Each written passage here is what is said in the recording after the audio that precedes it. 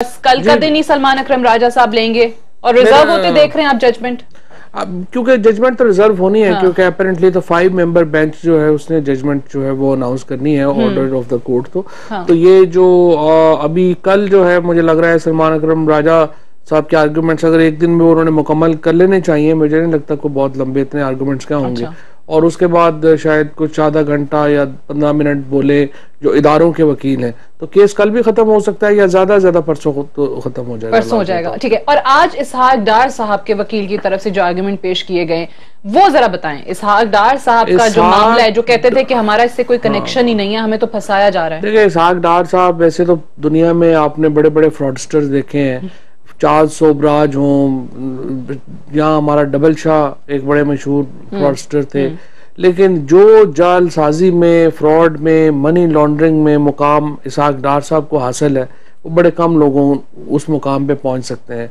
जिस तरीके से इन्होंने 1993-94 में इनके असासे 8 मिलियन थे, यानी 80 लाख रुपए थे, और अब वो असासे बढ़कर 854 मिलियन के ऊपर पहुंच गए।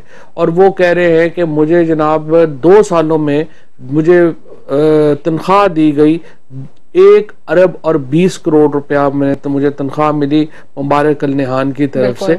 और जो इसकी कोई दोबारा कोई बैंकिंग डिटेल नहीं लगाई, जाके 3 खत ले ही आए ना। हाँ, वो भी सलमान अकरम अच्छा, खत तो इन्होंने ऐसे रखे हुए हैं, खत तो इन्होंने ऐसे रखे हुए हैं कि प्रिंटर ही अपना है, बस ठक करते हैं खत निकल आता है। देखो उसमें है क्या, to whom it may concern, ये अब अच्छा नहीं, मुझे ये लगता है कि एक तो इन्होंने पक्का स्टेनो दुबई बैठाया हुआ है, ये वैसे इनको आपको मानना पड़ेगा, इन्होंने खर्चा किया है, एक स्टेनो दुबई बैठाया है, जो आता है वो ऊपर से अरबी चार के वो लिख के, और वो समझता है कि जनाब पाकिस्तान में इमरान खान कहते हैं कि इनको एक तो सजा होनी चाहिए ये जुर्मों जराइम है, दूसरा इस पे सजा देनी चाहिए कि जो पाकिस्तान के लोगों को इतना बेवकूफ समझते हैं कि जो अपना लिख के ले आए और उसको कहें कि ये कर दें।